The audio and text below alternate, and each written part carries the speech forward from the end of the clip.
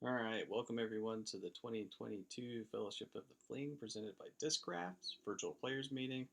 Um, Before I get started, I just want to give a big shout out to Joe Marvel at Timber Park. I just got off the phone with him, and he is whatever baskets were not in the correct position for the tournament. He's getting them in tonight. So if you get out there Thursday or Friday for a practice round, everything except for one basket should be in the correct position. And when we get to that one basket, I'll talk about it. Um, I will be staking out OBs and Mando, marking Mandos and all that good stuff Thursday and Friday. So if you get out there before for a practice round before I've marked it, just use this player's guide. Everything should be pretty cut and dry. So and then just one more shout out to Discraft. As a lot of you players know, as I sent an email, there was a last minute issue at Innova with stamping our disc. Kind of left us high and dry on that one. So as a Hail Mary, I reached out to Discraft to see if they could handle us, and from they did. They got our discs to us in what's probably a record 7 days. Just got them here today. I opened them up and they look phenomenal. So looking forward to seeing the looks on your guys' face when you get your players pack discs. So, but without any more mumbling and rambling, I'll get on to the hole rules. Let's start off. So hole one will be in what is normal timbers 3 hole position. The basket is going to be in the long position. There's going to be OB right. OB right follows the fence line and continues onto the road. We'll have that continuation marked with whiskers, red whiskers. There's also a Mando, Mando right of the marked tree in front of the tee pad. That tree has been cut down some, but is still plenty tall enough for you to determine if the disc met the intent of the Mando. If you do miss that Mando, proceed to the drop zone just to the right of the tree. It will be marked in the fairway, but pretty standard tournament play for this hole. Moving on to hole two. Hole two, is going to be in the right position. Be Mando left of the marked tree. That'll be guarding the tee pad and the fairway on the right. There will be OB right and left. OB right will follow the post line down and onto the road. We'll have whiskers mixed in to kind of help differentiate where that OB is. OB on the left will start at this large tree in the center of the fairway, or the center left of the fairway, and continue on. I don't know if I mentioned it a second ago, but if you do miss this Mando, the drop zone will be in the center of the fairway just to the right of this tree. So that's hole two. Moving on to hole three. Hole three is going to be in the center position. It's referred to as the right position as well. The only OB on this is if you go long into what would be natural 20s fairway. That OB line will be marked. We'll be using that OB line for holes on both sides. So if you do have it to go long, then you're OB. But pretty cut and dry there. Moving on to hole four. Hole four is going to be a par four. We're going to be doing something a little bit different. I've had it like this in some other tournaments I've ran, and I've seen it in some other tournaments. We've been playing to 19's basket. The only OB that comes into play on this hole will be in 19's fairway, and as kind of I mentioned the other hole, it's already going to be marked, for multiple use, but that's the only OB. Shouldn't really come into play.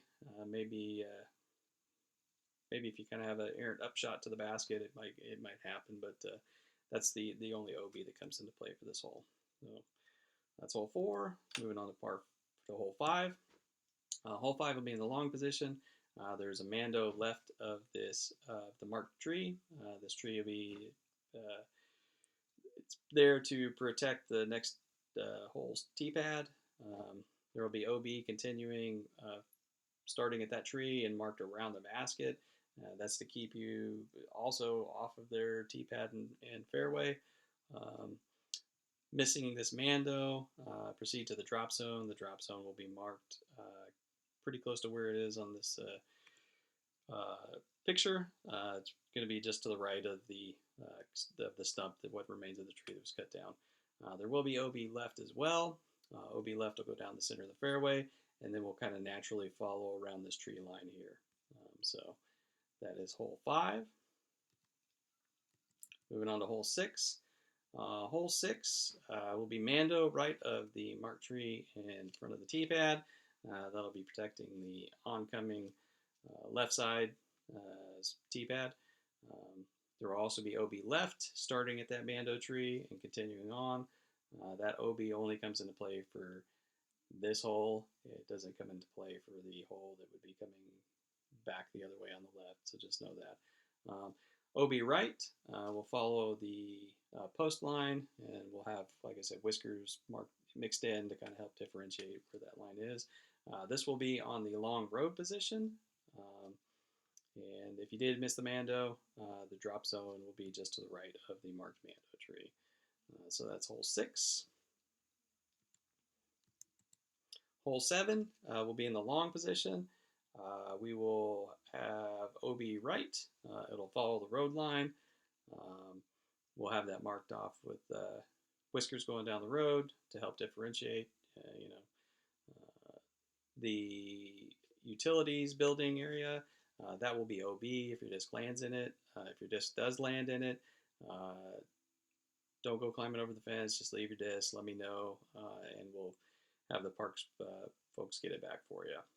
So we want to be good stewards of the park, and they've asked us not to do that. So please do not do that. Other than that, pretty cut and dry for this hole. Pretty standard tournament layout for this. Moving on to hole 8.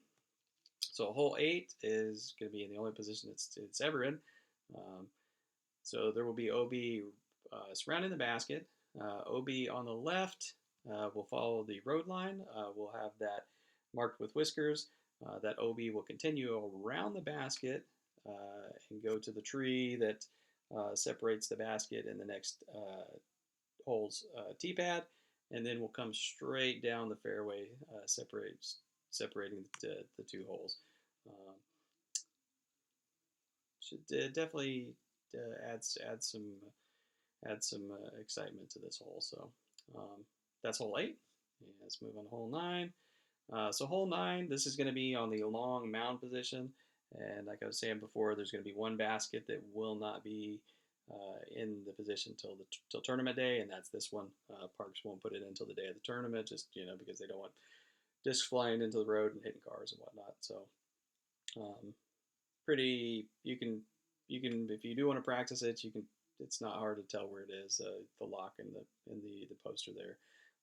So this is the OB that comes into play in this is going to be if you go long past the fence, that would be running along natural threes fairway.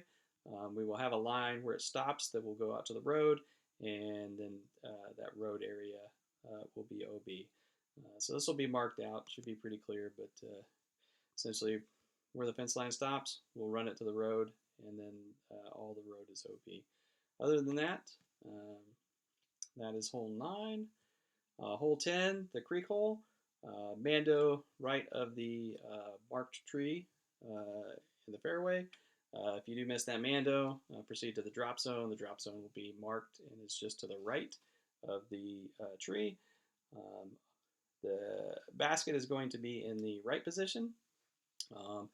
There will be OB line marked alongside, kind of following the natural path of the creek. So just know it will not be the creek. It will be, I will have the flags on the utmost layer before it kind of goes down into the creek. So I'll try and get that one staked out as soon as possible. That way folks have time to practice it. But that's hole 10. Hole 11 is in the long position. No OBs, no Mandos on this hole. Just one of my favorite holes of timber, actually. So that is hole 11. So hole 12. So normally hole 11. which would be normal 13. After this, you'd go over and you'd play a small anhyzer hole. We're skipping that hole, and from where this basket is, you can actually just walk straight up, and it will tie into a path, and then you go to this next hole. So we're skipping natural 14, and then so hole 12 will be a par 4. We'll be teeing off down past natural 14's basket. There's a double mando, which will be the 2 trees that are in front of normal 14's tee pad. Missed mando proceeds to the drop zone. The drop zone will be marked. There will be OB left, starting at the left mando tree and running down the fairway. The hole will be in the long position. So if there's any questions on this one, like I said, feel free to post up or shoot me a message. We played this one in the fling last year for those of you that were here. So that's hole 12. Hole 13. Hole 13 is going to be in a long position. There's going to be OB right and left. OB right will be over the fence line. Doesn't normally come into play, but if it does, just know that over the fence right is OB. OB left will be staked through the fairway and follow the kind of the natural tree line over here to the left to keep you out of the oncoming left hole's fairway. So that is hole 13. Hole 14, it says here it's on the stump position, but it's on the rock position, so short right. Awesome hole, no OBs, no mandos on this one. The hole's got enough difficulty as it is, so that's hole 14. So when you're coming off hole 14, there is a pathway going right from here to the next hole's tee pad. You can go around, but keep in mind we were playing to 19's basket earlier. Even if you went around, you're probably not in the way, but just easier to walk off that path that way. So that's hole 14. Hole 15, OB right and left. OB right is if you go over the fence. OB left is if you end up in 19's fairway. Other than that, both of those OBs really shouldn't come into play, but if you do find yourself over there, then take a stroke and move on. So that's hole 15, and now on to hole 16. So hole 16 will be a combination of 19 and 20's fairway. OB right will follow the road all the way down. If you end up in between the road and the Jersey barrier, the gravel area, that's safe. It's only road on the right side. OB left will be marked kind of following the natural brush and tree line all the way down. When you get to, it kind of starts following poles after you get to the opening. When you get to this last pole here, and this question always comes up, if it goes straight over or what. If you get that last pole, you look kind of over to the left. There's a pole over here. The OB line will follow it to the left. OB long, if you go past the Jersey barriers here in the back. But other than that, as I said, this will be in a long left position. It's a par 5. It's a fun hole to play. So that's hole 16.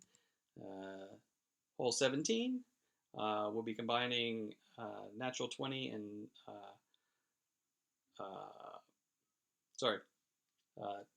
21 and 1's fairways. OB right in the parking lot or the road. Mando left of the guardian tree here. If you miss the Mando, proceed to the drop zone. That'll be marked right in kind of in the center of the gap to the basket. So other than that, that's hole 17. Pretty common tournament play for this hole. And this will bring us last to hole 18. So hole 18, which is normal timber 2, it's going to be a par 3.